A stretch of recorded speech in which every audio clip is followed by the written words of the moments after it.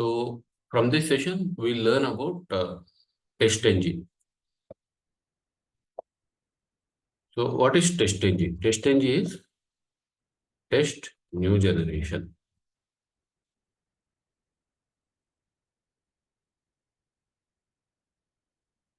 It's a Java-based unit library, unit test library, unit testing library.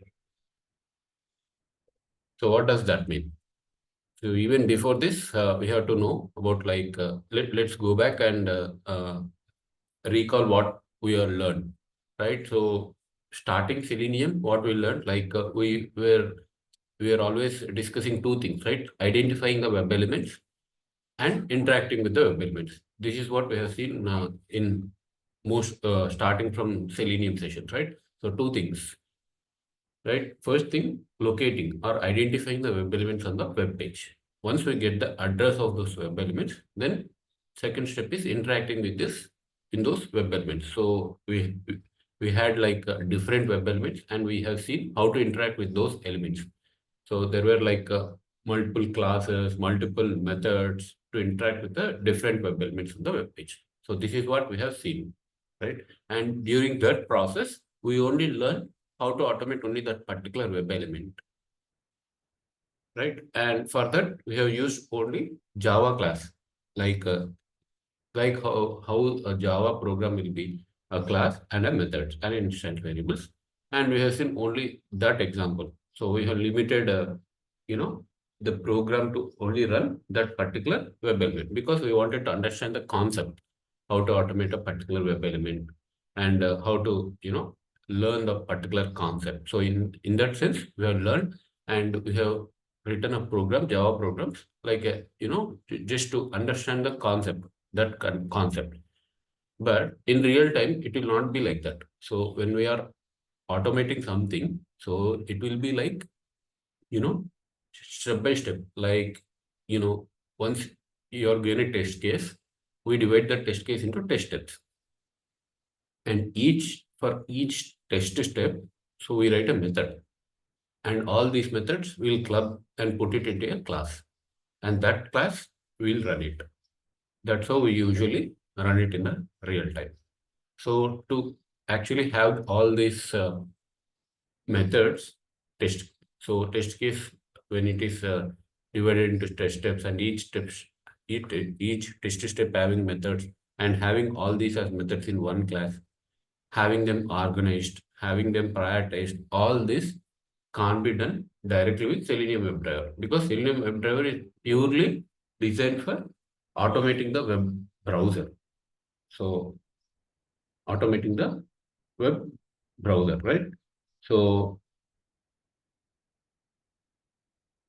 using Selenium WebDriver, we can't actually achieve this kind of functionality, like grouping, organizing the methods within a class, prioritizing them, passing parameters, parallel testing. So all this kind of stuff can't be directly done with Selenium WebDriver. So again, if you remember, whatever we are not able to achieve using Selenium WebDriver, we depend on third-party libraries. So recently, when we wanted to read Excel file, we used a third party called Apache POI, right? So in the same way, like now again, we'll depend on a third party library called TestNG. So what is TestNG? So in this session, we'll learn what is TestNG, what features it has, what advantages we get using TestNG, how we write test case using TestNG, and how we configure TestNG in Eclipse. What are how do we actually run the test cases using TestNG, and some key points about the TestNG we'll learn. So TestNG, the full form of it is test new generation. So it's a Java-based unit testing library. So what do we mean by unit testing? So unit testing. So when we say unit testing, it is like a module testing. So mostly unit testing will be done by the developers who develop the application. They write unit test cases. So that is because, say for example, they are given some feature. So that feature, one feature to be developed. That feature can be divided into different modules. So each module will be tested independently. Only after each module is working perfectly, they will actually try to test the complete solution. That will be called integration testing. So, but before that, a module level of testing, each single module will be validated. So that's what we call it as unit testing. So for that, mostly developers use something called JUnit. But TestNG is like more than that. Like it has some more features than JUnit. So, and this also, TestNG can also be used for unit testing. And it is based on Java. So, and the full form of TestNG is test new generation. Right? So this is the introduction of TestNG. It's mainly used for unit testing. Now, coming to advantages, right? Or, we can call it as features. Advantages or features. What do we get using TestNG is, so we can write the test cases, we can organize them using test suites, we can group the test cases. Let me put it here. So we can write the test cases, we can organize them by having a test suite. We can group the test cases. Grouping in the sense we can group some of the test cases. So some of the test cases we can group them, we can name them, and we can have a group name and run that group of test cases. We can prioritize the test cases. So we can run the test cases according to the priority which we define. And using TestNG, we can pass the parameters. So parameterization is another important concept. So parameterization is like we pass the parameters to the test cases. Like say for example, so in the last session we have seen how do we pass some parameters from outside external file, right? So in the same way we pass the parameters. Say for example, we have a test case and we wanted to run it on some different browser. We have designed it for Chrome browser, right? And we wanted to run it on Edge browser. So we just pass Edge as a parameter to it. And that's it. The entire test case will run on Edge browser instead of Chrome browser, right? Not only that, even the application parameters, whatever are required, can also be passed using TestNG. So that will cover in the parameterization concept. And parallel testing, another important feature. So in order to actually achieve the performance, so we can run the test in parallel.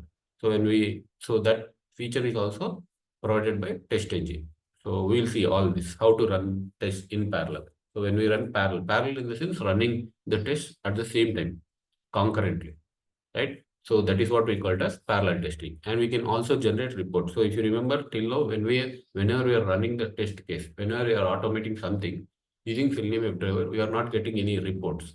Reports in the sense the statistics of the test case ran. We automated some test case and we ran it. So either it is successful or failure, right? But we need to have the statistics of it. So how much time it took, what is the test case about, and if it is failed, at what step it failed.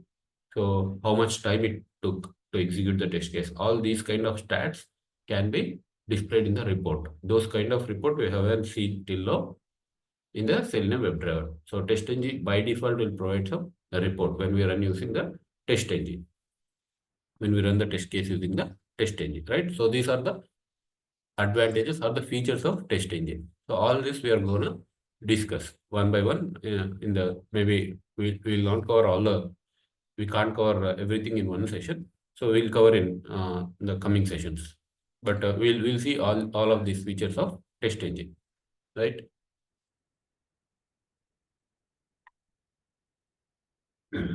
Now, the important step is, so we understood like what is TestNG now, right? So using TestNG, we can achieve all these features. So this is the reason we wanted to actually use TestNG, right?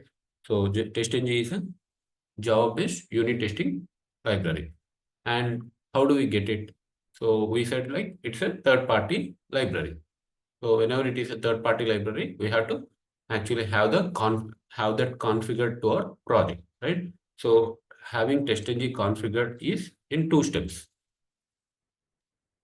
So configure TestNG. So how can we do this? First step is we have to install TestNG plugin in Eclipse.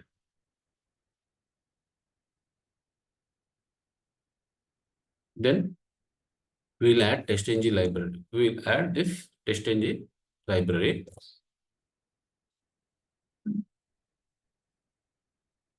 to the build path of our project.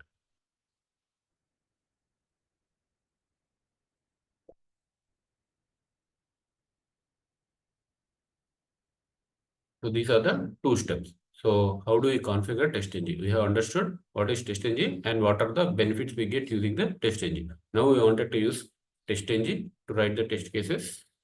And as we are using Eclipse as the IDE to write the test cases, so we'll see how to actually get this. TestNG is a plugin in Eclipse. So how do we actually install this plugin in Eclipse? We'll see first. And then we'll see how to add the TestNG library to the project, to our project.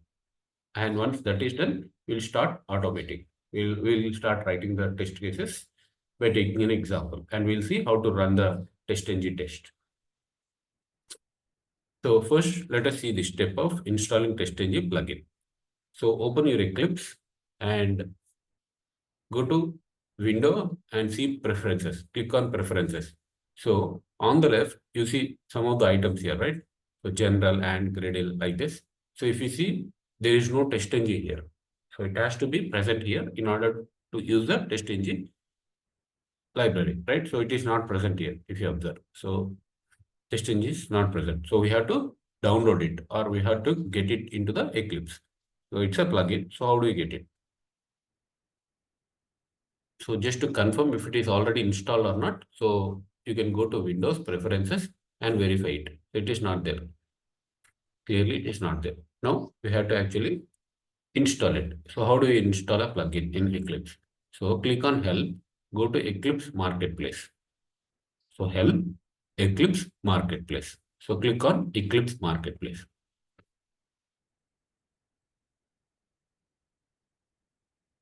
And then in the find box or in the search box, right? So we have to type in TestNG.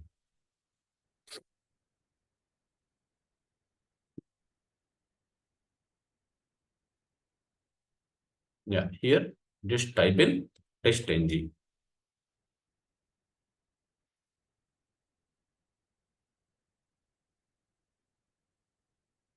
Marketplace display field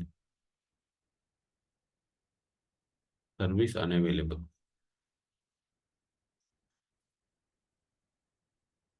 Okay, we can try it again.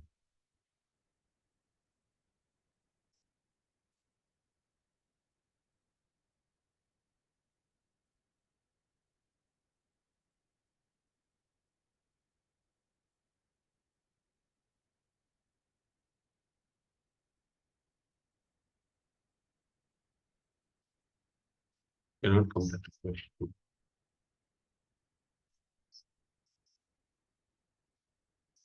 It says service unavailable.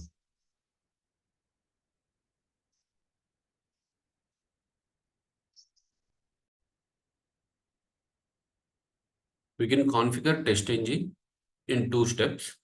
So the first step is installing TestNG plugin in Eclipse. And the second step, after installing TestNG plugin in Eclipse from Eclipse Marketplace, we'll add the TestNG library to the build path of the project. So these will be the two steps. So let's do one by one. First, we'll install the TestNG plugin in Eclipse. So how do you do that? Open your Eclipse. So just to confirm, TestNG library is not present yet in your Eclipse. So click on Windows Preferences. And you can see on the left, you see General and Gradle Help and so on, right? So here you can check. So TestNG starts with T, right? So it has to be around here. So it is not there.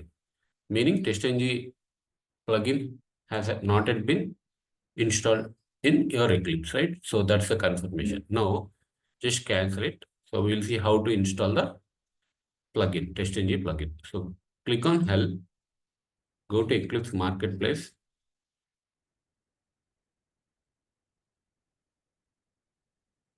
And once you click on Eclipse Marketplace, it will take a few seconds to load. And you can see search tab here, right? Find tab. So here we need to type TestNG and hit enter. And you will see a plugin here called TestNG for Eclipse, right? So you just need to install it. So if it was already installed, you'll get an option like uninstall or change, something like that. Other than install, you'll get some other option. So even this confirms that TestNG for Eclipse plugin is not yet there, right? So just click on install.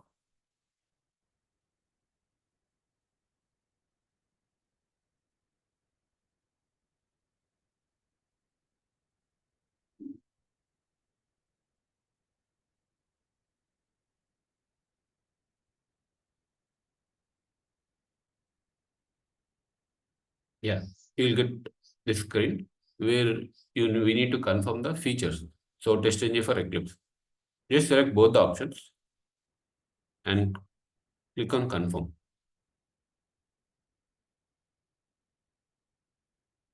And here is the licenses. We have to review the license and then accept the license agreement to use this plugin, TestNG plugin. So just accept this and then click on finish, which will take a few seconds. You can see here it says installing software 16%, right? So we have to wait until it is 100%. It will take a few minutes to download and install that Eclipse plugin. We just need to wait. So once Eclipse plugin is installed, right, to our Eclipse, then we'll go to the next step. We'll see how do we actually add the TestNG library to our project build path. We can actually do that in two ways. So we'll see that. Yeah, you'll get a pop-up to trust the authorities. It is about like, so Eclipse is trying to navigate to some particular URL and it is trying to communicate with that. So there are some different sites and different authorities. So we can just select all. You can click on select all and also select this checkbox, always trust all authorities, and there will be a warning. So just say, yes, I accept the risk. And you can click on trust selected.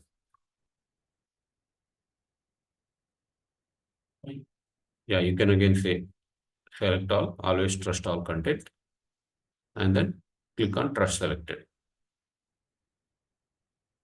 Again, it will take few seconds and then it will say restart Eclipse ID to apply the software update. Go for restart. Click on restart now. So Eclipse gets restarted. It will be closed and it will be opened again.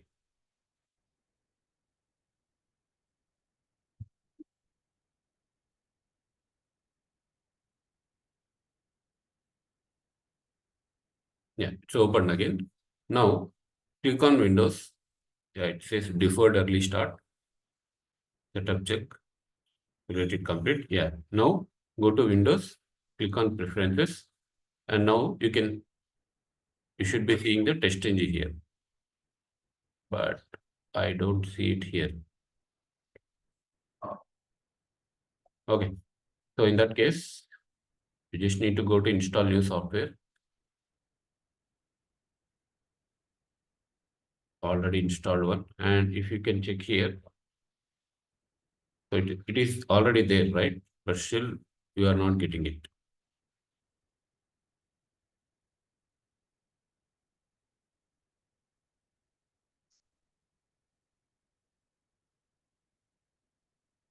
Okay. In that case, what you can do is you can just uninstall it. TestNG.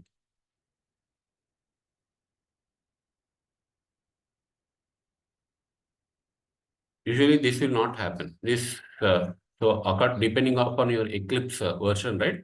So there could be some issues. So usually this will not happen and you will be seeing the TestNG library over there on the left, right? So if it is not gonna come here, right, then I'll be opening another Eclipse, which I have. So I have the TestNG library there. But in your case, you should not be seeing like that. In case you'll see that then you need to uninstall and then install the latest version of Eclipse. That's all. So that's the simple solution.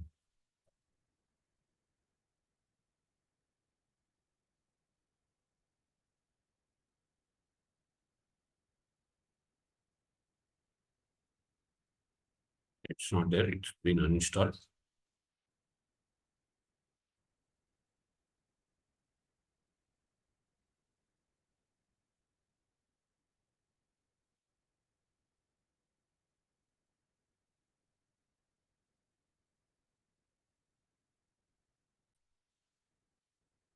So the quick and simplest solution is to just reinstall the Eclipse. There could be some other solutions, but this is what I found as the simplest solution. So I just uninstall and install the latest Eclipse, and then just repeat the same steps. So go to Eclipse Marketplace and just type in TestNG and follow the same steps. So then the issue will be mostly resolved, right? So the issue is intermittent and it depends on the Eclipse version, right? So once you are done with the installation, right? So you can go to Windows, click on Preferences. So this is how you should be seeing TestNG. So this was not there earlier, right? So this is how you'll see a new option called TestNG. So if you face any issues while installing the TestNG plugin, so the quick and simplest solution is just to reinstall the Eclipse. So get the latest Eclipse version and install it and try the steps of installing the TestNG plugin again. So mostly that will be 99.9% that will be successful, right? So that's it. So once you get that, you repeat the steps for TestNG plugin. So this is how you see the TestNG plugin here as an option here in the preferences, right? So once you see that, that's a confirmation. So as it's a new Eclipse one, Eclipse. So I'll create a new project. I'm gonna create a new Maven project. Create a new Maven project. Create a simple project. Click on next. So I'll provide some name to it. I'll just say TestNG project. Selenium TestNG. Provide group ID and artifact ID, some ID, and yeah, you can just say finish. A new project gets created. I'll just remove these two packages and then we'll start creating the packages here. So if you go back, installing TestNG plugin in Eclipse is done, right? So let me mention it here. If you face any issues while install,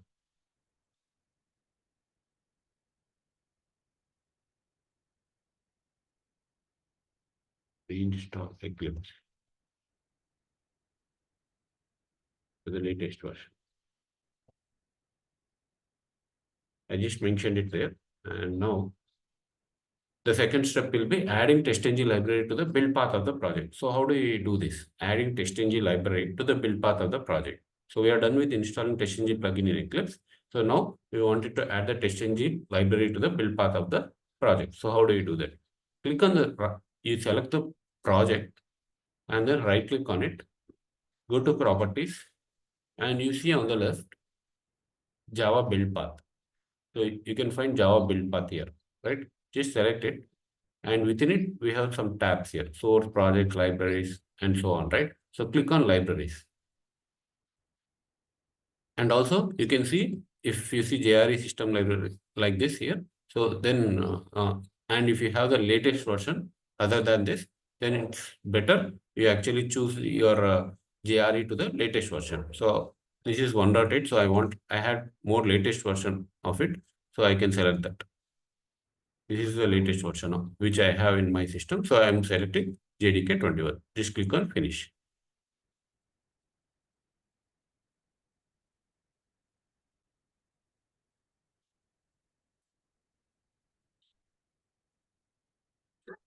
Go to environments, select this. Yeah, that's it. Click on finish. Okay. And what we wanted to do here, once you come to libraries, so add library is the option which you need to choose.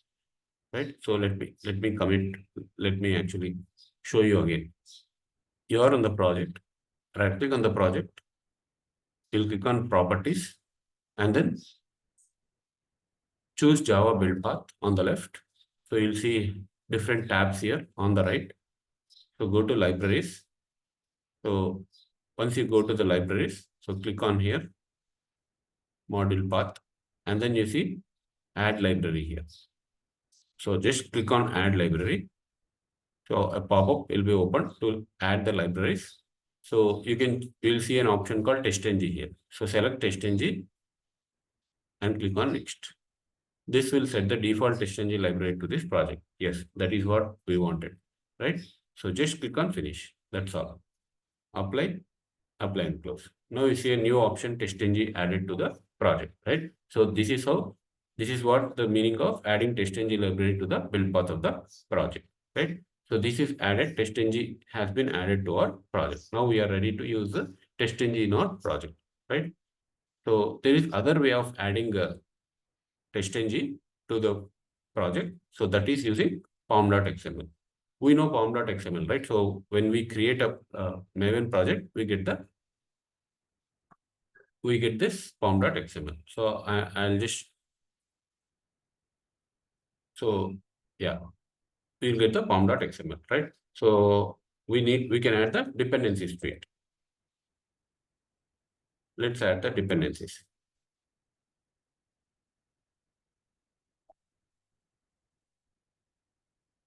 The list, so you can actually add the dependencies from your previous project, like the Selenium project, right? Or you can just download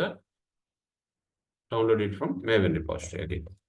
Maven repository, and what I'll do is the required ones, I'll just download it now. I'll have the dependencies added to my pom.xml. Selenium is required, right? So I'll just open Selenium and have the latest version dependency here added to my pom.xml. And also, I wanted to show you how to add the TestNG to your pom.xml. So this step, right? So we are in this step. We install the TestNG plugin in Eclipse, and we wanted to add the TestNG library to the build path of the project, which we already did. So we can also add TestNG libraries to pom.xml or TestNG dependency. I'll just say dependency to pom.xml. So you can either choose one of this. Like you can either choose add TestNG library to the build path of the project, or you can add the TestNG dependency to pom.xml. Only one of this has to be done, right? So I'm showing both, and also I'll comment one of them after that. So just see the second option. You'll type in TestNG here in the Maven repository, and you select the first option, TestNG. Take the latest stable version and copy this dependency here. That's it. And as usual, you'll select the project, right click, and right, Maven update project. You'll just do Maven update project. So this is how you can add the TestNG dependency to the pom.xml. But we already added the library to the project, right? So it will be duplicates. So we have to choose only one of these methods. Either add the TestNG library to the build path, or if you don't want it to do that, you can add the dependency, TestNG dependency to the pom.xml. So just for your information, I have shown you both ways. Now I'm going to comment this in the pom.xml.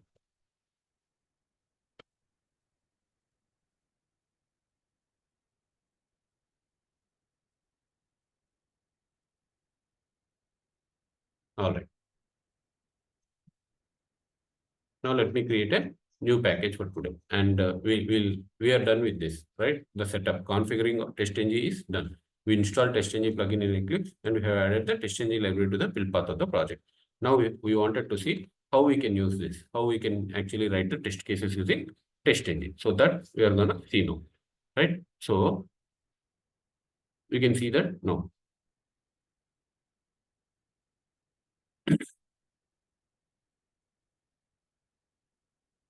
So we will understand it with an example.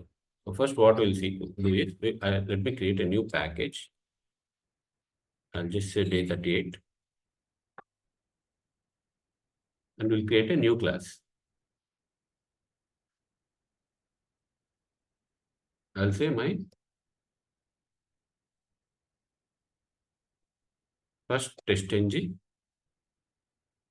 test case.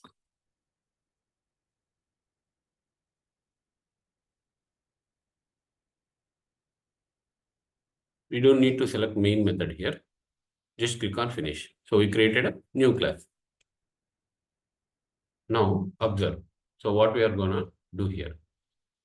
I'm gonna create some methods here. So how we are gonna do this is, so TestNG is all about like automating the test case, right? So how, what do test case have? Test case will have some test steps, right?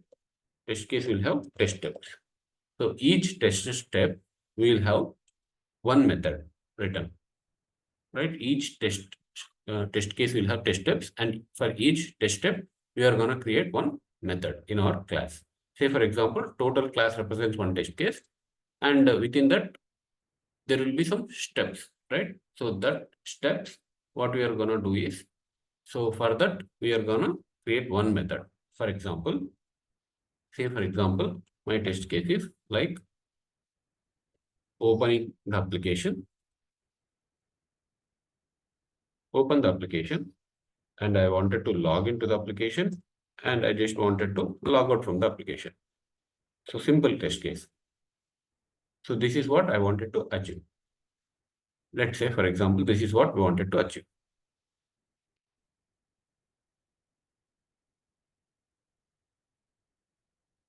So how do we achieve it using TestNG? We'll see that now. How do we write it? This is a simple test case, right? Step by step. So there are three steps. So three steps, we'll create three methods. I'll create three methods. For now, I'm not gonna use any WebDriver or any websites. I'm not going to create WebDriver instance, or will not actually navigate to any URL of any app. We'll just write some, for just our understanding. So we will write some sysouts here. I'm opening the application.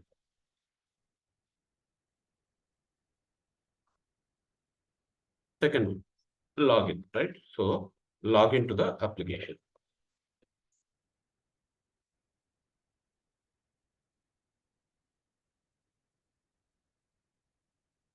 Next, log out.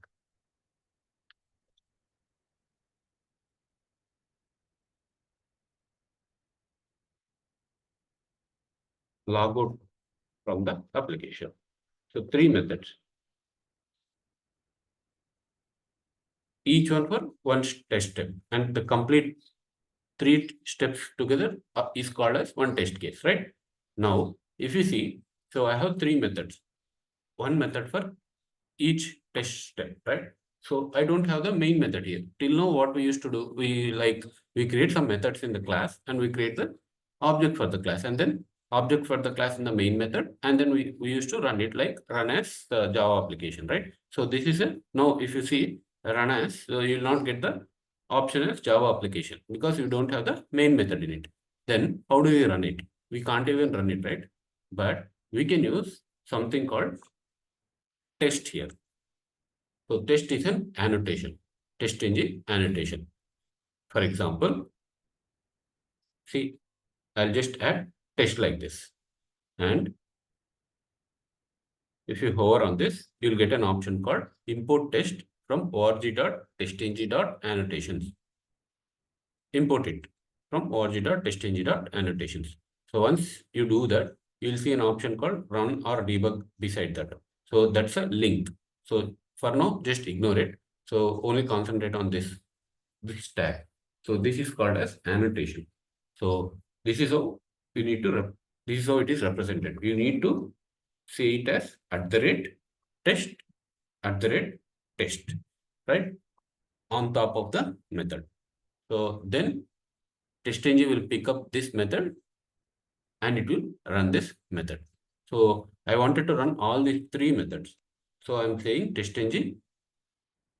I just need to mention testng to run all these as my test steps, right? So we need to mention it as @test. So this is an annotation. So we need to put this annotation on top of every method we wanted to execute as part of our test case, right? So I have included all the methods here.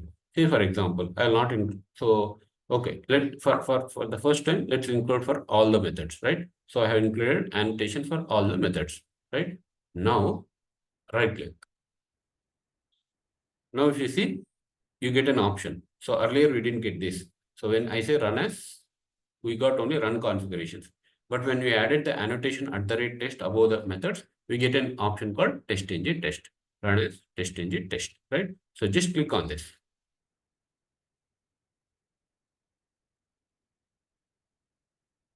Yeah, you can see now in the console. Yeah, in the console, you can see the output, right? So what's the output? Log into the application, log out from the application, opening the application. Is this the right order? So first of all, see this. Log into the application, log out from the application, opening the application. So it says passed, right? Everything is passed because we didn't validate, we didn't write any validations over there. We just wanted to write some sysouts to understand how TestNG works, right? So, and what did we do? We just included the annotation called @test on top of each method we have written, right? So we can notice that all the methods which have the annotation @test on top of it have been picked up for execution, and all the three have been executed. So let's understand this output. Default test run 3. So there are no failures. None of them got skipped, right? And you can see default suite total test runs 3, passes 3, failures none, skips none, right? So this is what the information it has provided, right? So perfectly fine, right? Now, if you see, if you observe the order, right? So coming to the order. So if you see this logout, it says log into the application. These are the statements which we actually displayed, which we written in the sysout, right? System.out.println. Log into the application, log out from the application, opening the application. Is this the order which we wanted? Which we wanted to execute? No, right? So we wanted to execute in this order. Open the application. Without opening the application, you can't actually open the application or navigate to the application, right? Without doing that, you can't log in. And without login, you can't log out, right? But the order is different here. So how do we control the order in that case? So we wanted to control the order of execution of the methods in our class. So how do we do that? Right? So in that case, we need to actually control the order of execution, right? So how do we do that? We'll see that. So the default behavior is it actually picks up in the alphabetical order. So you see, it open app starts with O, login L, and logout LOG-I, right? LOGO. So this was picked up first, login, and then logout. And then O comes after L, right? So, and then open app method was chosen. So this is the reason the order was login, logout, and open app, because TestNG assumed it has to actually, so there was no particular order we specified, right? So it actually by default, TestNG runs, picks up the order of methods for execution in an alphabetical order. That's one point, right? So let's actually, I'll also show you one thing. So if I don't mention the test, right? And let's run it this time. So if you see here, this time only two methods got executed. Log out from the application, opening the application, because I don't have the @test annotation specified for login method. So with this, we can confirm that any method if we wanted to execute using TestNG, it should definitely have the @test annotation, right? So this is mandatory, right? Now let's actually put the notes here.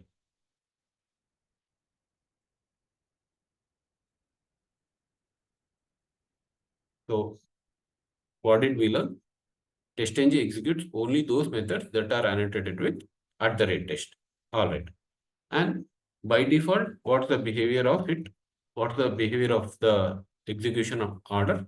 So the TestNG executes test methods in alphabetical order by default, right? Now I wanted it to actually execute it in the order which I specify. So I wanted to take control of the order execution. So how do you do that? So in that case, we can take the control using priority. So you can use something called priority. You can control the order of execution using the something called priority. So we'll set priority equal to some number. So this is the annotation we'll use. Let's see that. Now, how do we add the priorities? Let me show you. Priority is equal to 1. So the least the priority, the first it will be picked up. And then priority 2. So the least number will have the highest precedence. So here 1 is the least number out of 1, 2, 3, right? So the first, this method will be picked up. And next, what's the highest number? 2, right? So next login will be picked up for execution and logout, right? So this is the order.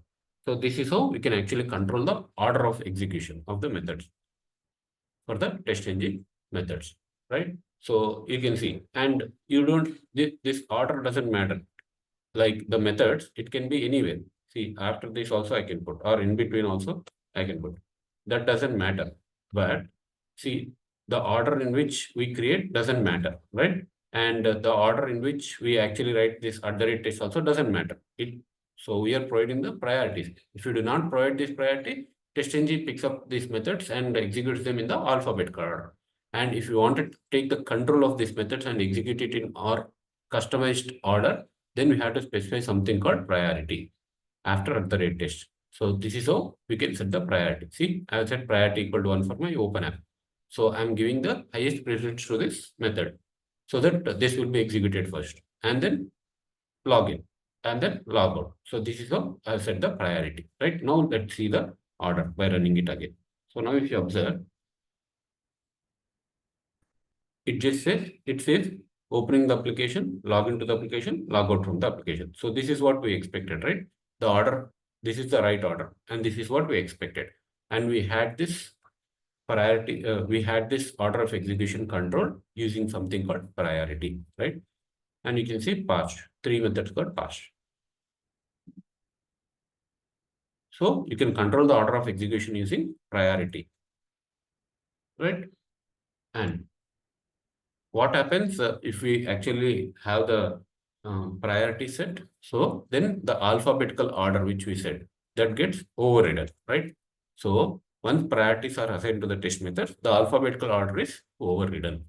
So there is no alphabetical order now. If you do not provide priorities, then TestNG assumes it has to actually pick, it has no option, right? It has to have some order of execution. So it will just go with alphabetical order. So by default, it will have the alphabetical order. It will choose the alphabetical order for execution of methods. But once we set the priorities, then these priorities will override the default behavior of alphabetical order that we have seen just now, right?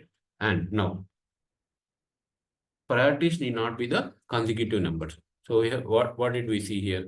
We have chosen this priorities like 1, 2, 3 like this, right? So this need not be the consecutive integers like 1, 2, 3, but it should be in the ascending order, the priorities. For example, say for example, I'll just choose it as 12 and this is as 21 and I can say 36 like this. It need not be in a particular order, but it needs to be in the ascending order. Ascending order in the sense, again, the least priority one will have the highest precedence for order of execution, in the order of execution.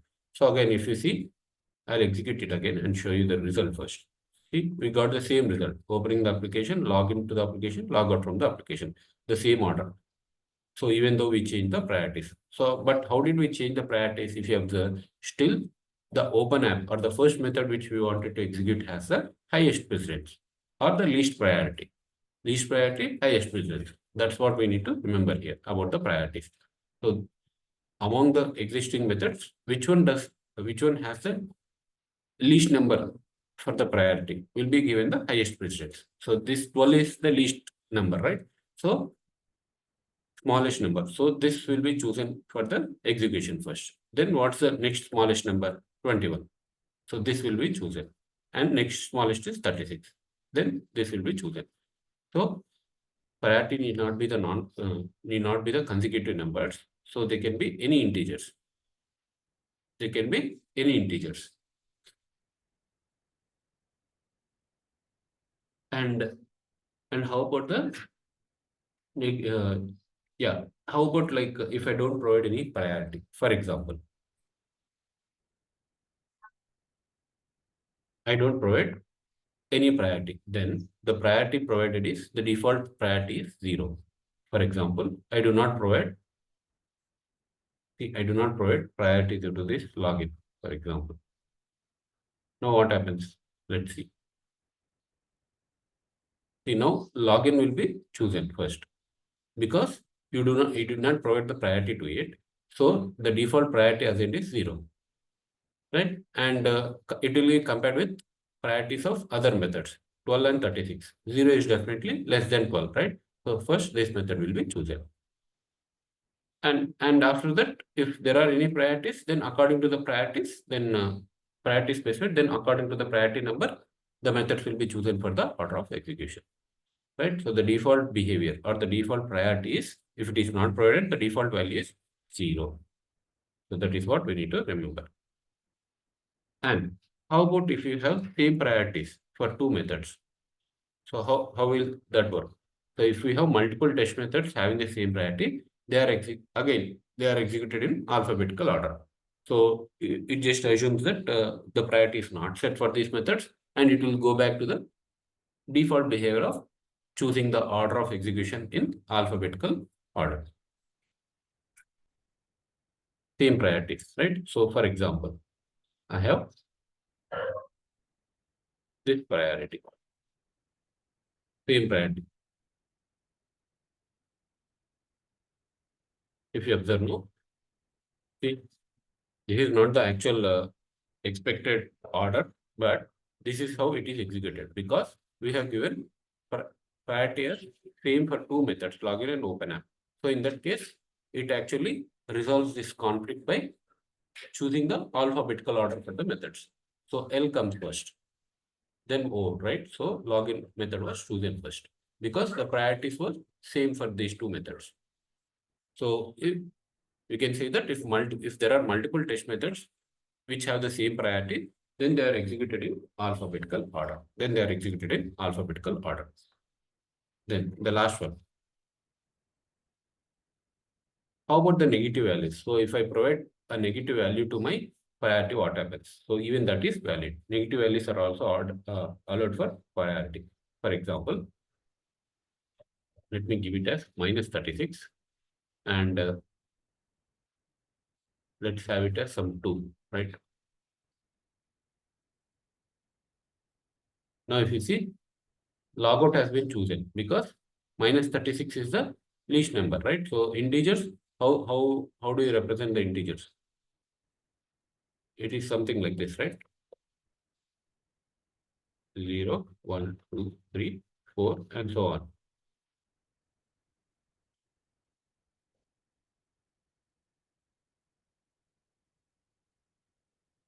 So this is how the integers are in the increasing order, right? So this is the priority. So minus values will have the it will be the least number out of this numbers like this, right? So this number minus 36 here is the smallest number out of the existing numbers. So this will be chosen first. So that's what we can see in the output as well. See, logout has been chosen first, then login. Because login out of 2 and 12, 2 is the smallest number. So login has been chosen.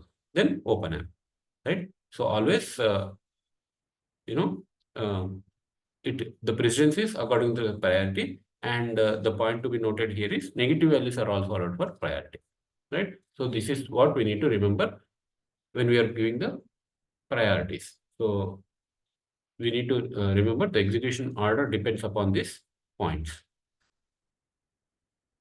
Hope that is clear.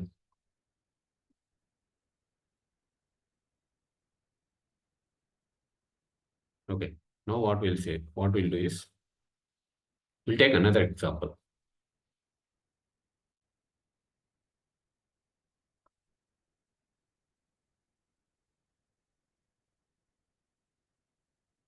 Right click on the package. You can also create the package. You can also create the class like this. Create TestNG class and just choose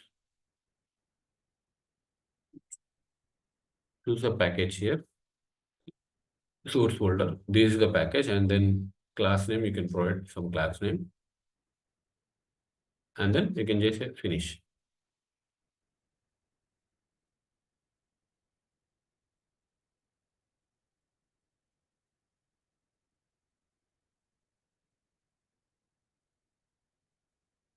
Okay. Do not provide it. You can just say right click on the package. You can just say TestNG, create TestNG class, and it's already there, day 38. So just click on finish, so that what you get here is, so you can see here, by default, it will give you one method, sample method with @test annotation on it.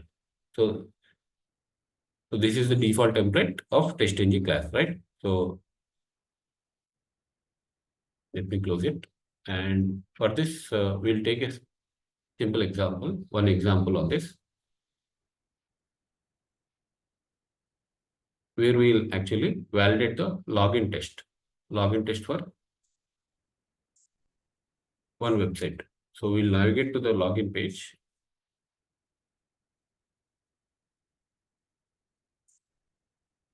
You have some username and password provided here. We'll provide this and then click on login. Your username is invalid. Okay. I think we have provided some space here. So once you click on login, it has to login, right? So this message will verify. So that's a test case we wanted to automate. And if you provide some invalid credentials, it has to say something like this. Your password is invalid. So this is what we wanted to validate, and we wanted to write the test case for. So let's create the test case like that. I'll just call my test case like this. Go to new test.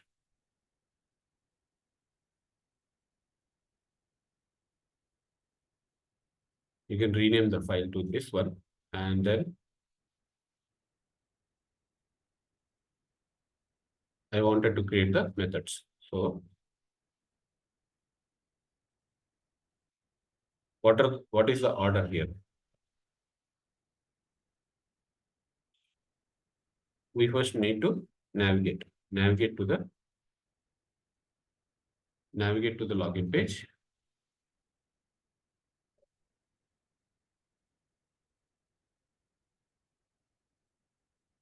And then we'll validate the login.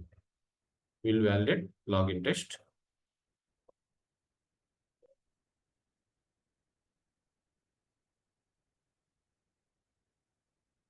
And then we'll validate invalid login.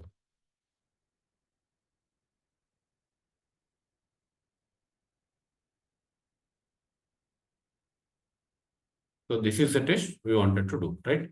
Navigate to login page, we'll validate valid login, we'll validate invalid login. So this is what we wanted to do, right? So let's see how we actually write the methods for this. We'll write the methods for these three, and then we'll set the priorities for this. So let's do it quickly. So first we'll have a method called setup. So where we'll have the WebDriver here, right? So I'll set up WebDriver equal to driver, new Chrome driver.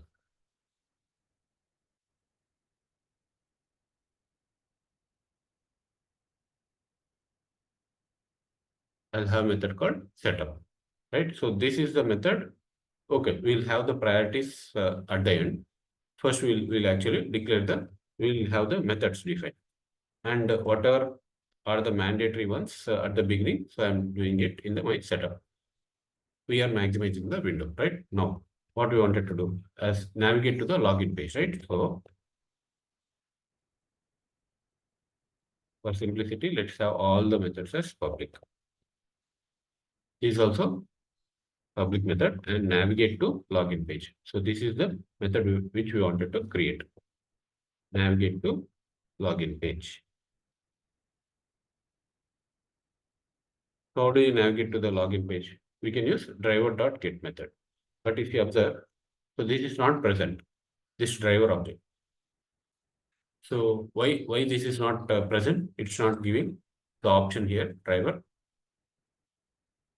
because we have declared this WebDriver in the setup method. So if we declare this any object within a method, then that becomes local to that method. That will not be visible to the outside methods. So in order to use that, you have to declare it at the class level.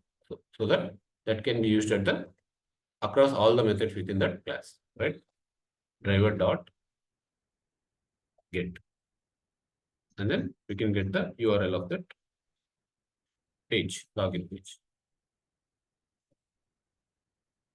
All right. Once we are done with this, so I'll write two tests. I'll have two tests. So login test, valid login test, and also invalid login test. So if you observe,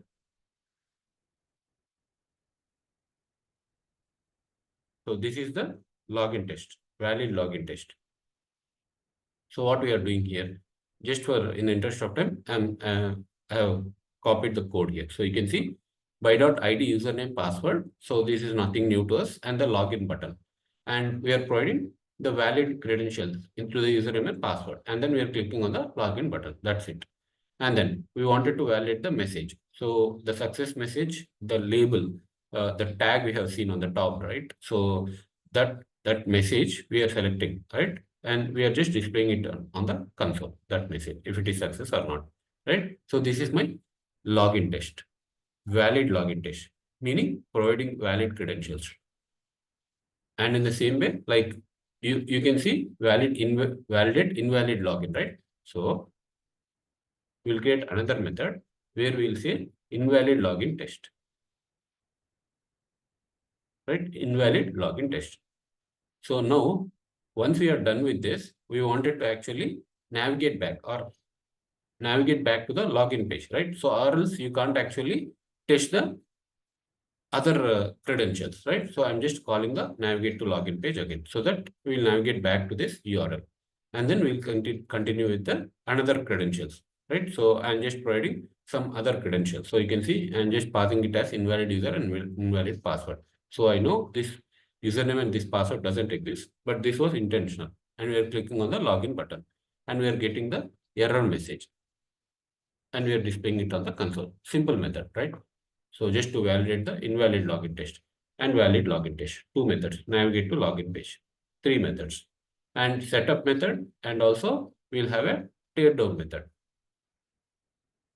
We'll have a teardown method. In the teardown method, we'll actually close the driver. You can check if driver not equal to null, then we'll just call driver.quit method. All right. Now we'll set the priorities. So what the first priority? First, we need to actually instantiate the driver, WebDriver, right? So test, I'll set the priority here. So this priority, I'll have the priority as 1 here. No, then we wanted to navigate to the login page. So we'll have the second priority to this. And we wanted to first, this can be optional. So we wanted to validate the login test, valid login test first. So I'm setting priority as 3 to this. Then this. Then I wanted to call the teardown method. So according to our requirement, we have to set the priorities, right? So this is another simple. So we just created a simple example with the WebDriver. So we have seen a small example, right, with sysouts earlier. So I just wanted to show you one with WebDriver. Now you can see how did we write the methods. So this is also a simple test case with 3 test steps we wanted to validate, right? So for these 3 test steps, we have created 3 methods. And we have created 2 additional methods, setup and teardown. And for all these methods, we wanted to execute all these methods by testng. So we specified @test. And we wanted to control the order. So we wanted to have this run in a particular order, right? So we have set the priorities for it accordingly, right? Now let's execute it.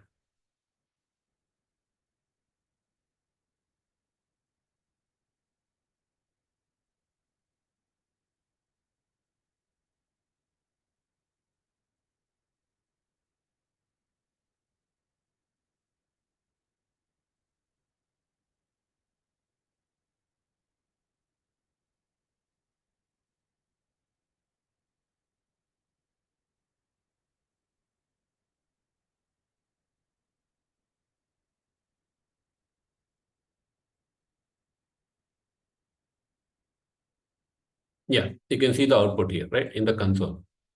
You logged into a secure area, your username is valid. These are the sysouts, right? System.out success message and error message.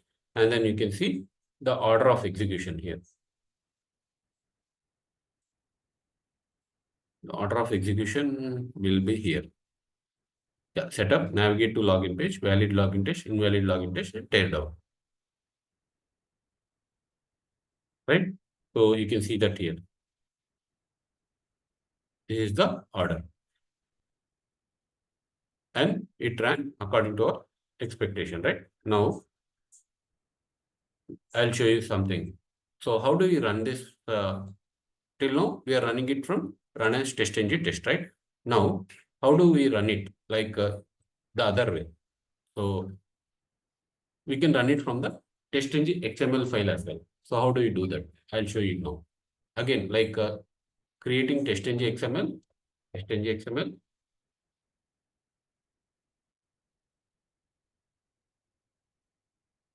create TestNG XML. We'll create a TestNG XML to run this test. We are doing it right click and doing the run as, right. So I'll also tell you what are the benefits of creating the TestNG XML. First, we'll create the TestNG XML and we'll run it, run the test from there, right? So how do we create it automatically? So say for example, I wanted to run only this test, first TestNG test case. So what you can do here is you can right click on it. So I'm showing you how we can automatically run it. For example, the latest test, this one, right? So right click on it and then go to TestNG. You'll see an option TestNG. So convert to TestNG. You'll see an option called convert to TestNG. Click on it. So now you'll see the location. It will ask you the location. So you can just say, you can just browse your browse for your package. And then just say finish. Don't go to next even. Just say finish. Accept the default behavior. So TestNG XML gets created here. Open it. And now you can read this XML. So let me try to maximize it.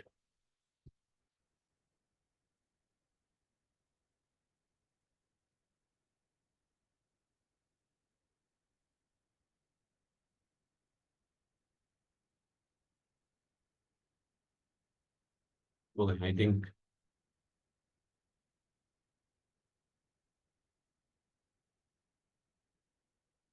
Okay, I think it's visible, right? So this is the TestNG XML. So this is how it looks like. So for now, we don't need thread count. I'll remove it. So this is suite name. Suite name is the root node. So, and then comes the test. So you can see this is also looks like similar to HTML, right? But this is what we call it as XML file, extended markup language. And let's understand it. It has the tag in it, suite, and an attribute called name. A name value has been provided. Underneath it, it has test and a name attribute again for it. And underneath it, it has classes. So you can specify more than one class here, and we specified one class here. Class is the attribute and is the tag, and name is the attribute. So the name we have specified. And observe, the name has to be specified. Absolute class name has to be specified. That is fully qualified class name. Package name dot class name has to be specified. And then we close all the tags, right? So this is simple TestNG XML. So this is how now, if you see, there are two more lines here, right? So this encoding, XML encoding, and doc type. So if you are getting any error here, you just need to click on this, hover on this, and just do download force. Download force. So there will be some option called force download, right? So just click on it if you are getting some error on this link for the first time, right? So you'll click on, you'll just hover on this and you'll click on you'll choose an option called force download.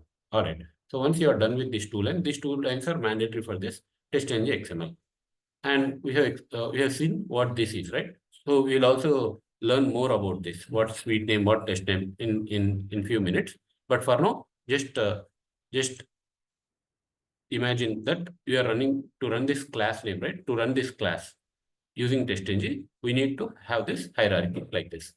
We need to have the XML content like this. Now, how do you run the test? Right click here on this TestNG XML and run as TestNG suite, right? TestNG suite. Just click on it. See, it executes, right? It executes the same test.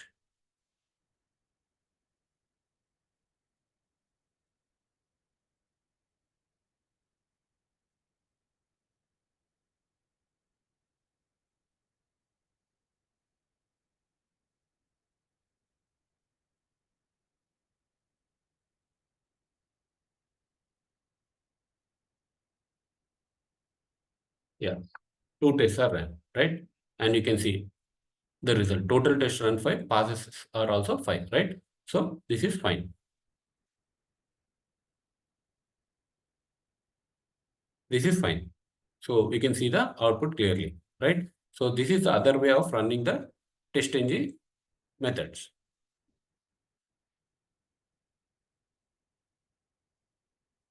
by creating a TestNG XML, right? All right. Now, if I wanted to actually create it manually, so how do we create the manual XML file? So the same part I wanted to create manually. So first take these two lines and then we can create our own file. So how do we do that? Right click on the folder, new, create a file, and you can call manual TestNG. I'm giving some name here and it's an XML file. Just click on finish, get the two lines from the previous one, and then you can write your own. You can actually create our own XML, right? Give it some name. I'll give it a suite.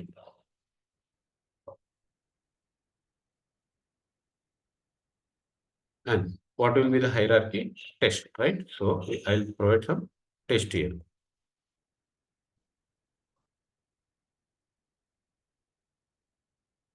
Test tag has to be closed. And then classes within it.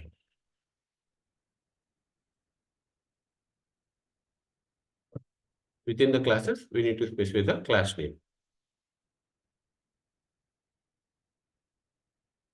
You can even close the tag here within after the class name attribute, right? After all the attributes, you can just have the forward slash so that that's an equivalent to of closing the tag. Now I wanted to specify the class names. So day38 dot first. So what this is my class name, right? So I'll give it here. And what's the other class? I wanted to execute two classes now at the same time. So that's what we wanted to achieve.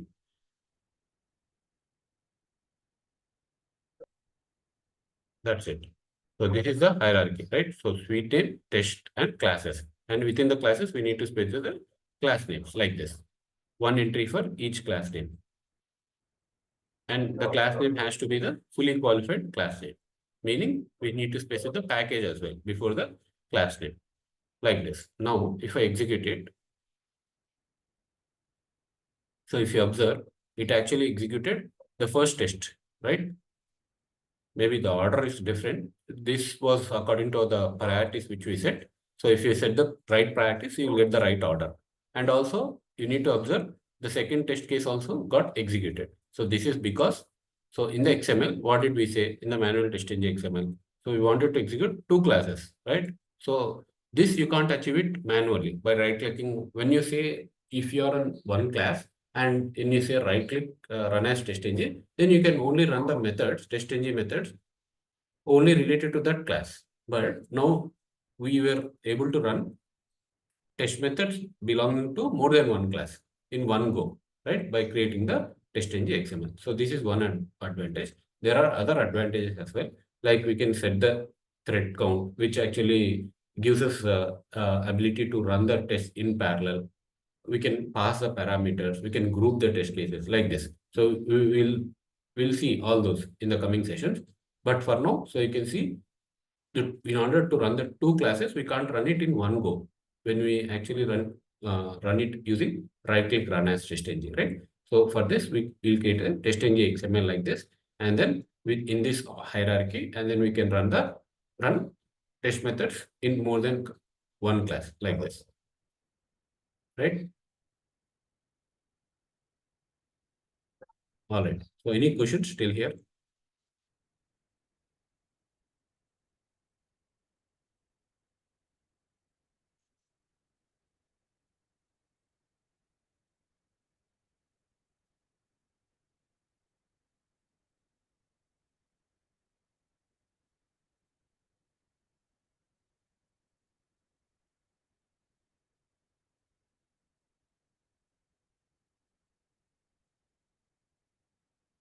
All right then. We can go to the next topic then. I'm assuming you don't have any questions. I'll take it as you don't have any questions and we'll proceed to the next topic.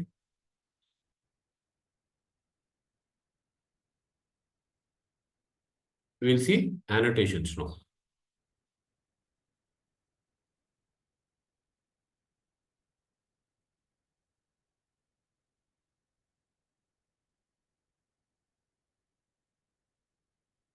We'll see something called annotations. We have seen how to generate automatically TestNG XML. That is, we'll say convert to TestNG,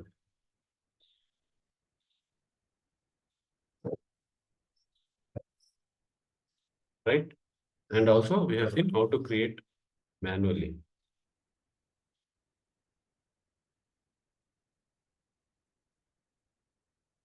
So using TestNG XML, we can execute like group of test cases and we can also generate the reports, right? So, and the order which we have seen is like suite, test suite. I'm just putting some notes here, test suite, and each test suite will have the test cases.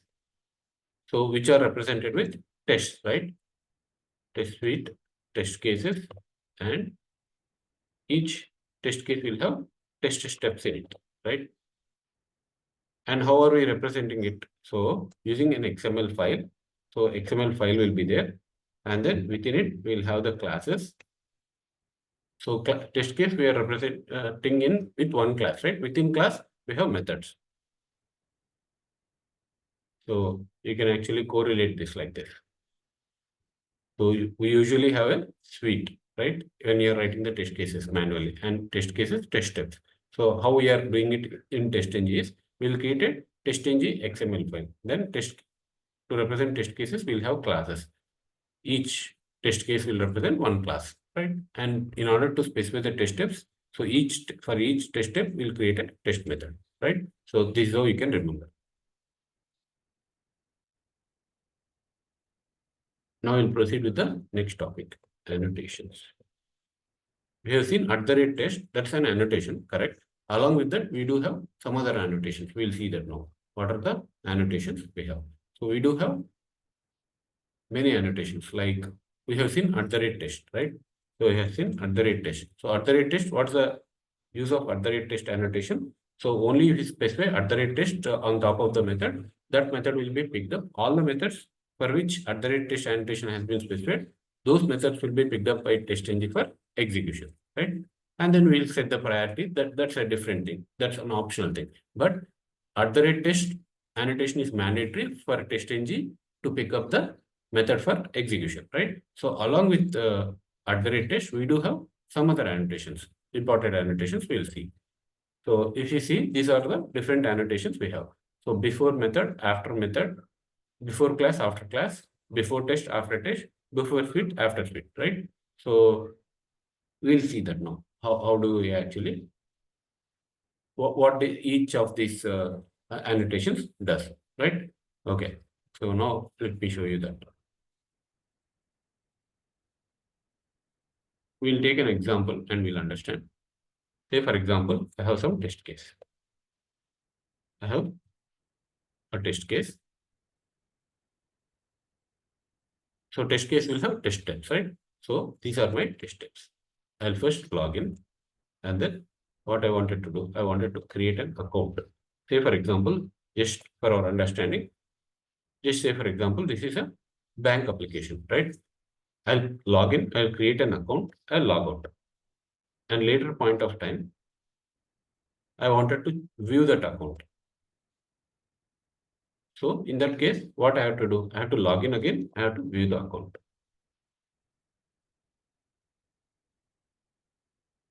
This is just an example. We are not going to perform any actions on this, just for our understanding. To understand the different annotations, we are taking one small example as a test case. So this is my test case. So I wanted to log in, I wanted to create an account, and then I wanted to log out.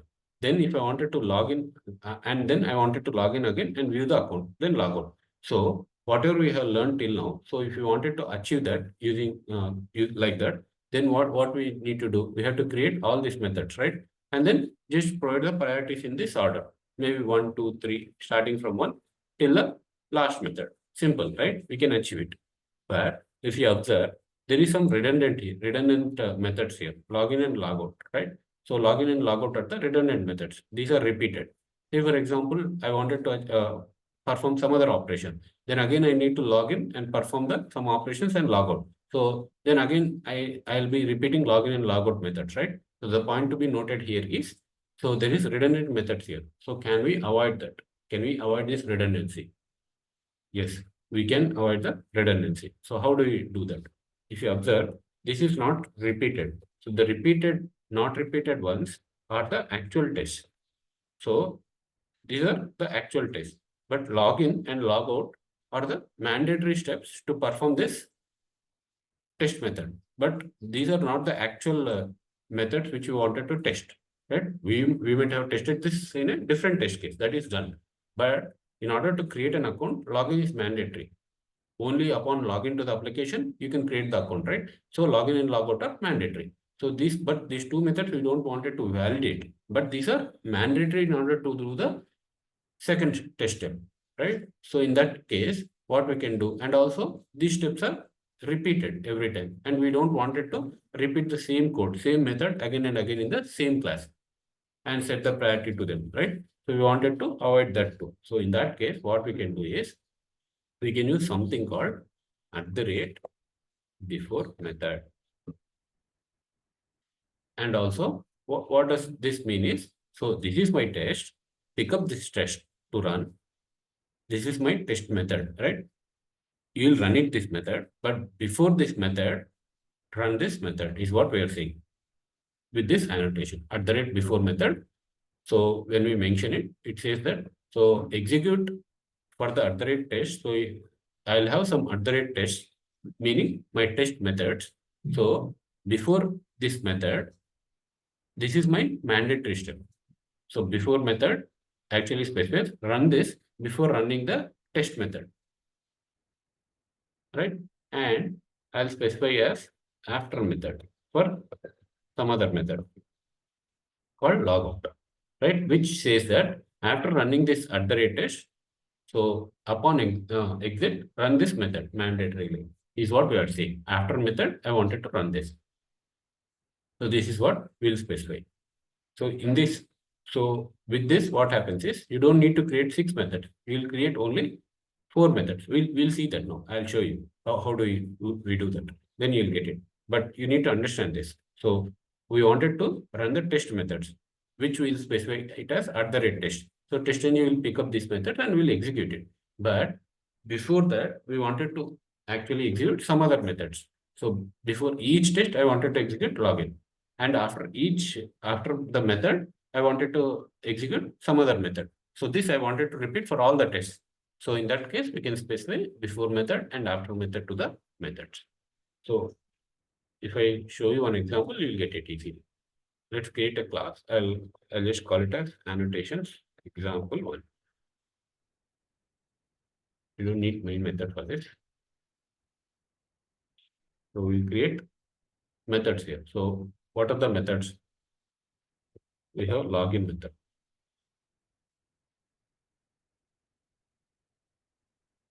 And this is login. And we had logout method.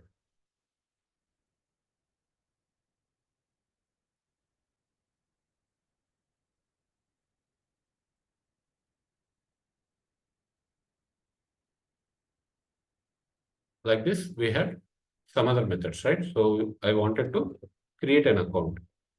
This is one method, for example. I'll just say this is create account method, right? This is all for our understanding. That's all. And then I wanted to create another method for view account. We'll just say this is view account.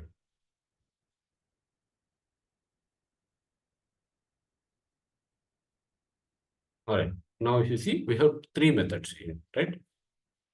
And I wanted to, the actual test methods are this, @test, and specifying it for two methods because these are the actual methods, view account and create account. But the mandatory steps for this is login, and logout, right? So in that case, what I can do is I'll just specify for each method before each method run. So just run this method, login method. And so what happens? This @test will be picked up by TestNG, and then it will, before that method, this method will be run for any test. Say for example, we have only one test method, create account. So TestNG, what it does is it will check before this method, it has this tag. So @before method is there, right? So it will execute this method first, before method, and then the actual test will be executed, and again followed by after method will be executed. So this method will be executed, and then the second test will be picked up. So if you do not specify the order for this, then the priorities will be set like, the priorities will be, say for example, I wanted to, priorities will be according to the alphabetical order. So in this case, anyway, create account C and V. So the first one will be this, but it's always a good practice to specify the priorities. I wanted to first run this test and then view account. Upon creation only, you can view the account, right? So I'm giving first priority to this and view account second priority, right? All right. Now what happens? First test will be run. Before this test, before method will be run. And then after this, after method will be run. And again, when second test is gonna run, first before method will be run. And then the actual test will be performed. And then the after method will be called. So this is logout.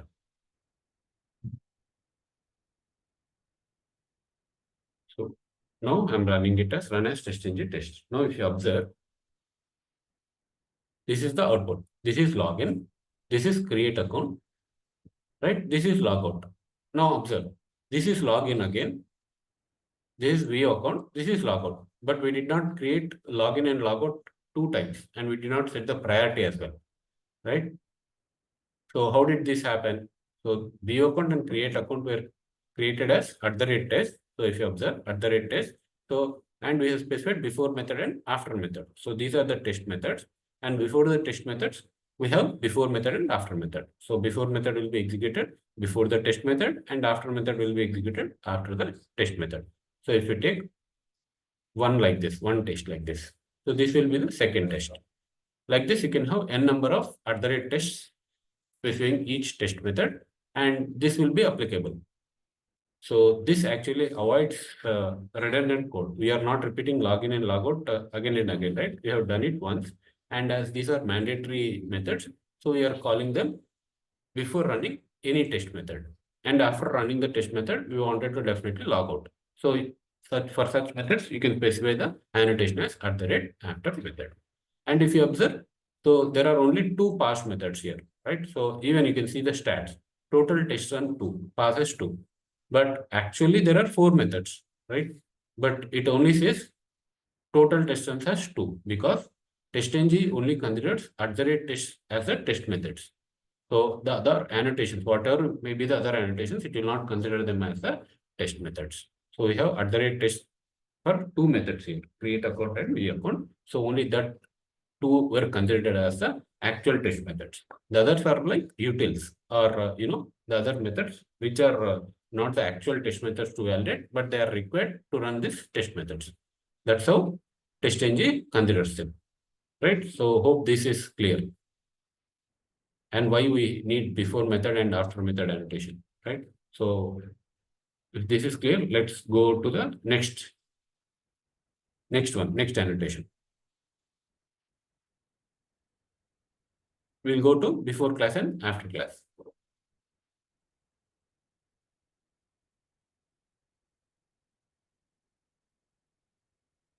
Now this will be bit different. So the other first one was like,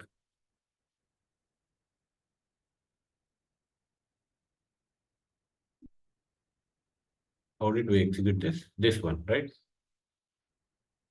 This was our first test case. Now I wanted to create another one. I'll just take a copy of this annotations example 2. And now I don't want it to do this. I just wanted to achieve this. Create login and then see login and then log out. Login, create account, view account, and then log out. So this is what I wanted to achieve. But what I wanted to achieve is, so before any method, right? Any method in this class, I wanted to execute one method called login. Because see, only upon login, I can create the account, I can view the account, I can perform any transaction like that, right? So the mandatory steps are login. And once all the things are done, we have to log out, right? So these are the mandatory steps. So in that case, and you can have n number of test methods in between that. So taking this as an example, so these are the 2 mandatory methods, which are not the actual test methods we wanted to validate, but these are required in order to achieve the other test method. So, and I don't want it to have this repeated again, login and log out. So once I log in, I can perform multiple actions, and only after that I wanted to log out. That's my test case, right? In that case, what we can do is we can use something called before class. So whatever may be the test methods, I can have n number of test methods in my class, but I wanted to execute a method before the class, before any test method in this class. So there can be, say for example, in this case, 2 test methods, right? So before starting the execution, before actually picking up any test methods, so first execute this method. I wanted to do that. So in that case, we can specify before class. And then all the tests will be performed according to the priority which we set. If we should not set the priority, it will pick up the alphabetical order. That's fine. But after running all the tests, then I wanted to run one of the methods, mandatory methods. That then we specify it with after class. So you have to observe the difference between this one and the other one. So earlier one, before method was for each test. For each test method, before method will be run and after method will be run. And again, this is not mandatory. So it is not like if you use before method, you definitely need to use after method. There is no hard and fast rule like that, right? So you can only use before method. You can skip after method, or you can use only after method. You don't need to use before method. It all depends on our requirement, right? So say for example, in some cases, you don't need to log out, right? So in that case, you'll only run before method, you'll run the test, and then you'll proceed with the other test or any other validations. You don't need to have the after method in that case, right? So it all depends on our requirement. Same applies for any other annotations as well, any other annotations of before and after combination, right? So in this case, in the second example, what we are trying to understand, What is the use of before class and after class annotation, right? Before class will be used to run the method which we wanted to run once across the class. So there can be a number of test methods like this, right? So the same example, but we'll have this as before class and this will be after class. Once we execute, you'll see the difference.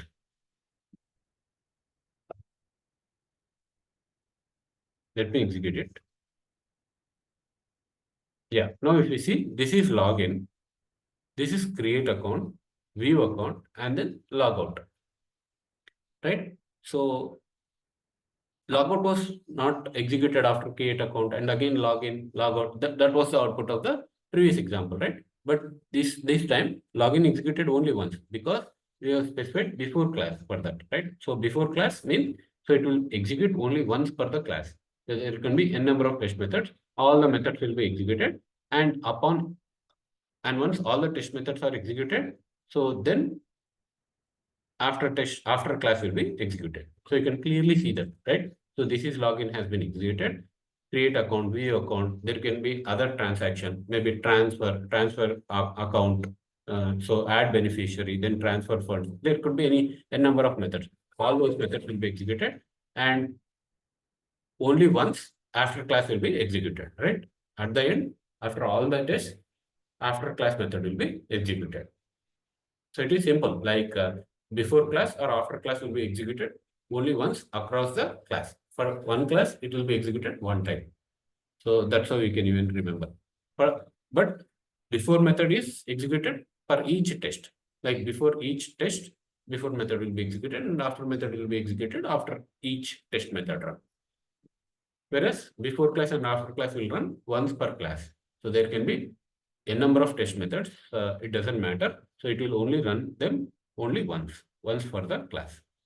Before class will be executed before any test method, and after class will be executed after all the test methods are done. Again, it is not mandatory to have like matching before class. You need to have matching after class. There is no hard and fast rule like that. So I don't need to log out, right? So even in this case, it should work. It will work. See, Tanas, it will work. It will just say this is login. You will not. It will execute the @ test. That's all, right? As you don't have the after class. That's your requirement. So in order to execute this, only then you will actually specify the after class, or else it's not required. It's not mandatory. You can specify either of them, or if it's required, then you will choose both the annotations, right? So again, if you see total test runs is only two, create account and view account here, right?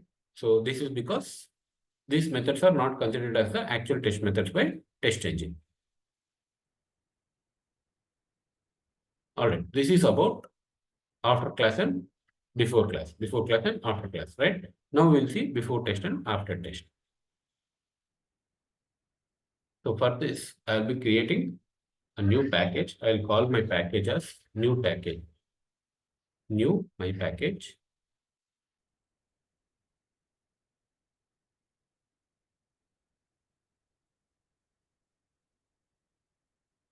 And then we'll quickly create some classes here. I'll call my class as class 1.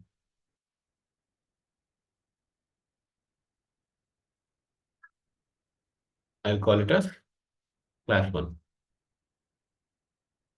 I'll have two methods in it. I'll just say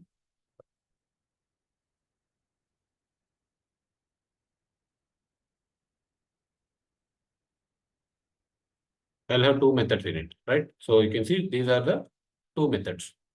And so we will specify this later. So we have two methods. So this is M1 method from C1 class. This is before test method, right? This is before test method. So I wanted to specify it as before test. We'll come to this. And I wanted to create another class where we'll call this class as class 2.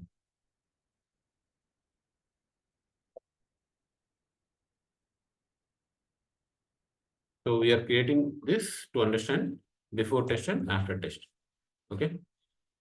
I'll create another class C2. So this is method 1 from C2. and this is after test method, right? Now, okay.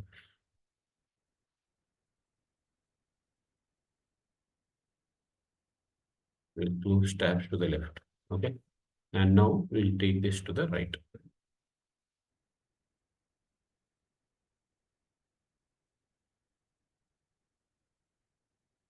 Even K here.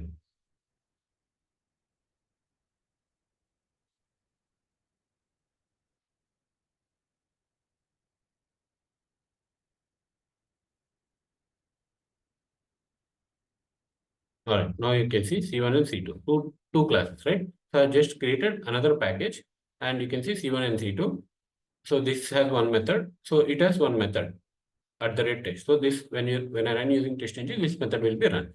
Here in C2 class, when I run this method, this test method will be run. But if you observe, we are having a tags called before test and after test. So what does this mean is, so before test, this will be run. And after test, this method has to be run. So that's our expectation. But how can we run this? So how can we run this from like writing? You can't do it because these are two different classes. In that case, what we can do is we can actually create the TestNG XML for this. So right click on the package. So if you wanted to include these two classes, right? So then you can click on the package, TestNG, convert to TestNG. Then you'll choose the package in which you wanted to create the XML file, and then you can just say finish.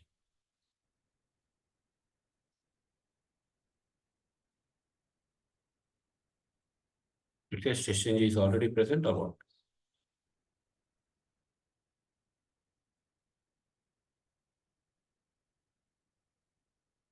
Okay, codes, test, Java, my package, finish.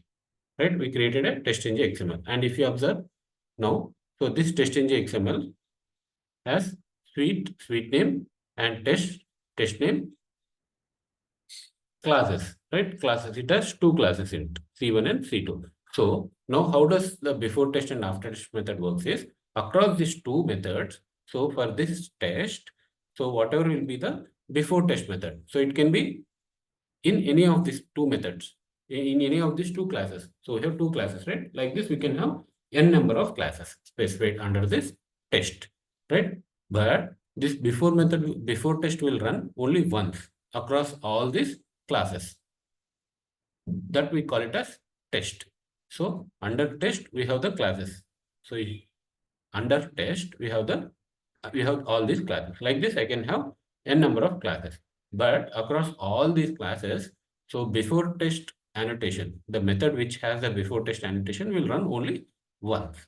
And same goes for the after test annotation as well. It will run after all the, after all the methods across all the classes under the test. So one test can have many classes, right? So under the test, we'll have the classes tag, and under it, we'll specify the classes. What are all the classes we wanted to run? So when we say test, so that includes all of these classes. And again, each class will have its own methods, right? And we will organize those methods using prioritization for the other test, and we'll have the before and after methods also if required. And before class and after class are also will be created according to the requirement for that specific classes. But when we wanted to run it as one test for all the classes, and we wanted to run it only once, right? So in that case, so those methods can be called as before test and after test, and we can run it only once like this. So once we create it like this, so let me run this TestNG suite. Now, if you see, this is before test method. This is M1 from C1, method from C2, and this is after test method. So this actually says that even though you are running from two classes using TestNG XML, before test method ran only once, right? And after test method ran only once. So meaning, like you can have like this, you can have a number of classes. All the other test methods will be picked up for execution, and all those will be executed. And before any of these methods, so first the before test method will be executed. And after all the other tests which are there present in the classes specified in the TestNG XML file. So here we have two classes in my example. There can be some n number of classes. Say, for example, there are 10 classes. In all the 10 classes, whatever all the @test methods, all those will be executed. So before them, this before test annotation method will be executed. And after running all the, 10 classes, and each class will have its own number of test methods. So test methods of each class will be executed in this order. And after execution of all these 10 classes, then after test method will be executed if it is specified. And after test method and before test methods can be specified in any of these classes. Remember. So in our case, before test was present in C1 and after test was present in C2. It's not mandatory to have it like that. You can even have this after test method here also. See, even this is valid. Now, if I go back to TestNG XML and run as TestNG suite, so then you can see the output. So same output. This is before test method. This is after test method. And in between, it will execute the @test methods, which are present in both the classes. Right? So it is not mandatory to have this before test and after test in the same class. It can be in any class. So only condition is it has to be present in these classes specified. So in the TestNG XML, we specify the classes, and under classes, we specify the class names using class tag, right? Like this, we can have a number of classes. So it has to be present. These annotations, before test and after test annotations, has to be present in one of these classes. And it can be present in one class even. Single class, we can have both the tests as well. And again, it's not mandatory. If you use before test, you don't need, it's not mandatory to use definitely after test annotation. It all depends on our requirement. You can use either of them or both. So this is all about before test and after test. So whenever we are learning new annotations, right? We can compare it with the other annotations. Till now, what we learned before method and after method, right? So that executes within the class, that too for each test. So each class will have a number of @test methods, right? So before each such test, so before method and will be executed, and after that, after method will be executed if specified. And what is before class and after class? It is per class. It is not per test method, but it is per class. Meaning, so we can have many test methods within your class, but only once before class method will be executed for that class across the class. But before test and after test is not even per class, multiple classes. So we can call it as test. So that's the reason you can see the hierarchy here, test, right? So one test can have many classes. So across all the classes, before test will be executed once and after test will be executed after executing all the test methods that are present in the classes specified here. Right? That's the difference. Now, the last one, before suite and after suite.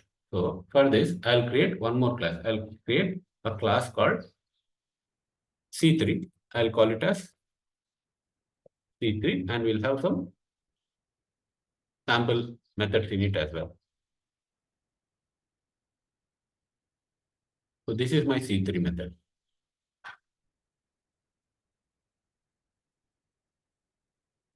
So this is C3. Yeah, you can see C1 here, C1, C2, and C1, C2 here, C3 here, right? Now, say for example, I'll have before suite and after suite. So how we wanted to execute this? I'll show you that. So in the TestNG XML, so we'll modify it. Like how we'll do it is, this is one test, right? So I'll have another test. Like this, I can have other test also, right? We can have other test. I'll call this as test1 and we'll call this as test2. This is class 3. So class 3 is simple. It will have one method, my method 1. This is my method 1 from C3. And this is before suite method, my method 2. My method 3 is this is after suite method, right? Now we will see how this will be executed. So I have two tests here. So each test will have classes in it. And again, classes will have test methods. We have seen that, right? In the same way, I have test2 as well, but this test have only one class, which is C3, right? Now I wanted to execute it. And after suite and before suite will be executed across the tests. So you have one suite, right? And it has two tests. So this is per test, like across all the tests. So you can have a number of tests, but this before suite will be executed only once. See, C1 and C2 we can have. So C1, C2, and C3. All these are my. So I have two tests. Test one have two classes. Test two have some other class. So we are at the test level now. So we have two tests, and this before suite and after suite can be specified in any of these two tests, right? In any of these two tests, in the sense like in any of these classes specified under this test. So according to that, this the method for which before suite has been specified will be executed. Same goes for after suite as well. So for example, if I run this, now if you see, this is before suite method. And at the end, you see, this is after suite method, right? So in between, the individual classes for the test will be executed. Like for example, in our case, this is before test method. For test one, we had this, right? C1 and C2, we had before test and after test. So that is executed if you observe, right? In between, we have the before method and after methods, and all those other tests will be executed, right? So this is my method from C3. C3 was another class, right? From another test. So that got executed. And after executed, all the methods, other methods, after class methods, after test methods, then after suite method will be executed. That's the order, right? So the point to be noted here is like after suite, before suite and after suite will be executed once across all the tests. So you have two tests here. Like this, you can have n number of tests specified, but before suite and after test suite methods will be executed only once across the suite. You can have n number of tests, but it will be executed only once per this suite. Hope that is clear. So just to have, everything like in one place, I'll create one more example and I'll show you. So just for better understanding, what we can do is I'll create one more class. Let's call this as all annotations, right? So all annotations, and you can see here it has before suite method, right? Before suite method. This is before suite method, and we have after suite method as well. In the same way, before test and after test, before class and after class, before method and after method. We are just for our understanding, we are creating all the annotations in at one place, and we wanted to check the order, right? So just for our understanding, we have two test methods. The actual test method which we wanted to validate. You can see here.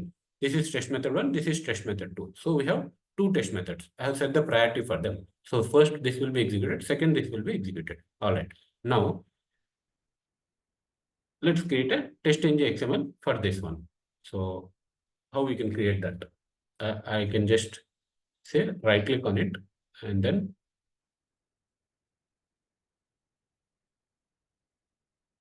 TestNG, convert to TestNG.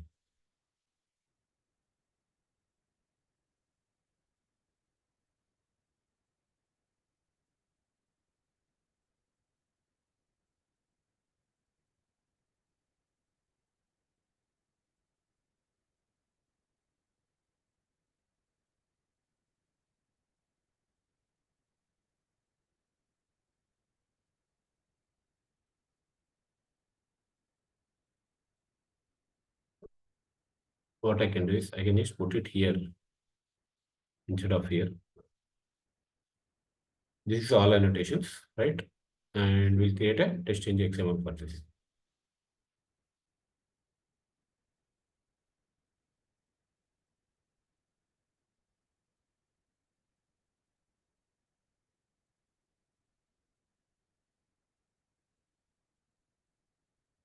This will override it. Instead of that, we'll create one TestNG like this manually. I'll call it as TestNG all. Here we'll specify the suite name and the actual class name. So this is what I wanted to execute, all annotations, right?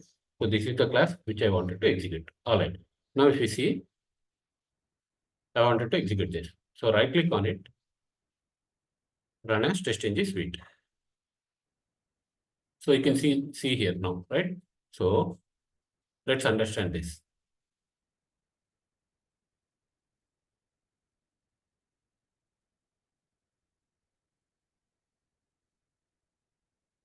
Yeah, you can see it like this now. So before suite, after suite. So before suite is executed, right? So if you see here, the first method is before suite, and then before test, then before class, then comes the before method, and before method and after method are specific to this test method one, right? Same goes for the test method 2 as well. So the methods, the further methods, before method and after method will be executed always, right? So that's what you need to observe here. But the class methods, so we had only one class, right? So before class and after class got executed only once. And even our test had only one class. So before test method and after test method got executed. And before suite and after suite.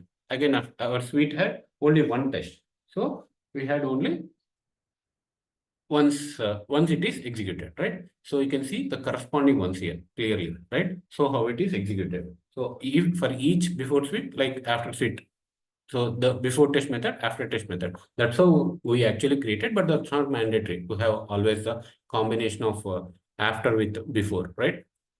So, but what you need to observe here is the order, right? First, suite level will be executed, then test, then class method, then the before methods and after method, right? So that order is very important here.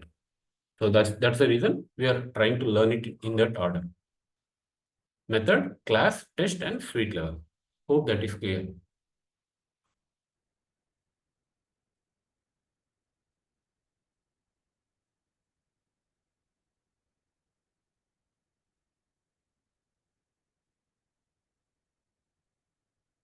Is that clear?